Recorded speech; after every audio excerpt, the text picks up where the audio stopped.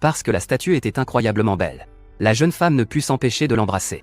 Mais à sa grande surprise, la statue bougea légèrement, avant de redevenir immobile. Intriguée, elle l'embrassa encore plusieurs fois. Le coin de ses lèvres fut accidentellement éraflé par la pierre, et son sang tacha la statue. L'instant suivant, celle-ci émit une lumière multicolore, et se transforma en divin vénérable. Il lui expliqua qu'elle l'avait aidé à surmonter son épreuve céleste, et qu'il reviendrait dans 3 ans pour la remercier. Pourtant, 3 ans plus tard, la femme ne vit jamais revenir le divin vénérable. Au lieu de cela, sa famille la vendit comme épouse à un riche tyran.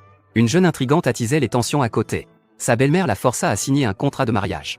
Mais elle la mordit en résistant. Elle alla même jusqu'à déchirer le contrat devant tout le monde. Voyant qu'elle refusait de céder, le riche propriétaire entra dans une colère noire. Il ordonna immédiatement qu'on l'attache et la ramène dans sa chambre. Mais elle sortit soudain une épingle à cheveux et la plaça contre sa gorge, menaçant de se suicider. Tout le monde resta stupéfait. Seule sa belle-mère craignait de perdre la dot. Elle fit aussitôt enfermer la jeune femme dans une remise. Mais celle-ci brisa rapidement la fenêtre et s'enfuit vers la rue. Les poursuivants la talonnaient de près. Dans un éclair d'inspiration, elle enlaça un mendiant à l'entrée. Lorsque le riche arriva, il vit qu'elle préférait être avec un mendiant plutôt qu'avec lui. Il se sentit profondément humilié et voulut battre le mendiant à mort. Mais la femme s'interposa devant lui et déclara qu'elle était déjà mariée au mendiant. L'un des hommes qui s'approcha pour agir eut même une artère entaillée par elle. Profitant du chaos, elle s'enfuit avec le mendiant. Ils ne s'arrêtèrent qu'une fois arrivés dans un temple en ruine.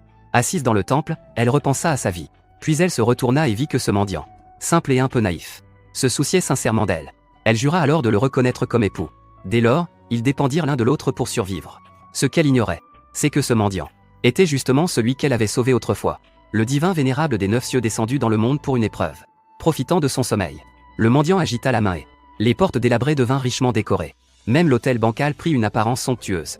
Qingjiao, puisque tu m'as choisi comme époux pour la vie, comment pourrais-je te laisser souffrir dans ce temple en ruine?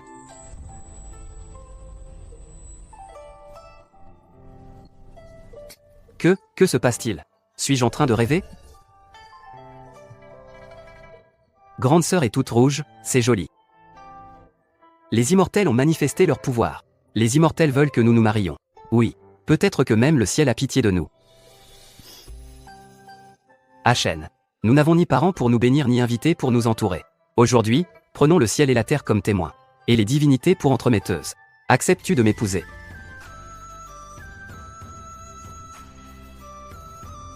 Oui, je l'accepte.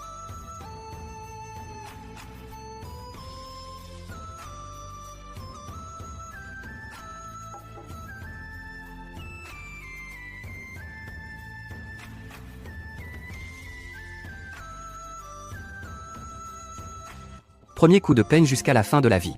Deuxième coup de peigne, cheveux blancs côte à côte. Troisième coup de peigne, une descendance nombreuse. Achen, depuis que je suis né, à part ma mère, tu es la première personne à être aussi bon avec moi. Qingjiao, ce n'est que le début. Je jure de déposer devant toi tout ce que les 3 mondes ont de plus merveilleux.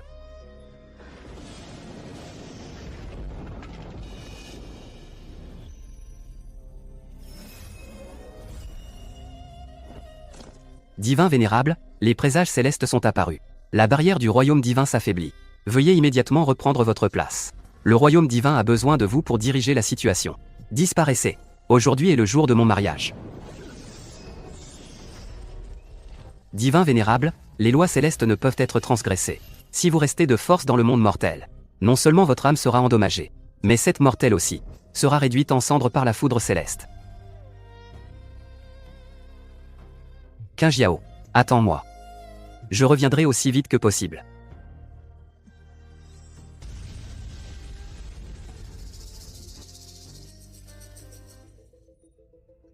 Achen. Achen. Où es-tu? Achen, ne me fais pas peur. Montre-toi.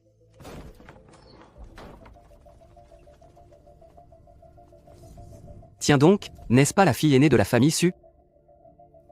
Où est ton mendiant de mari? Il t'a abandonné pour s'enfuir tout seul? Que voulez-vous? Petite dévergondée sans honte. Tu as couvert de honte toute la famille Su. Quelqu'un. Attachez-moi cette traînée. Ramenez-la de force à la famille Su.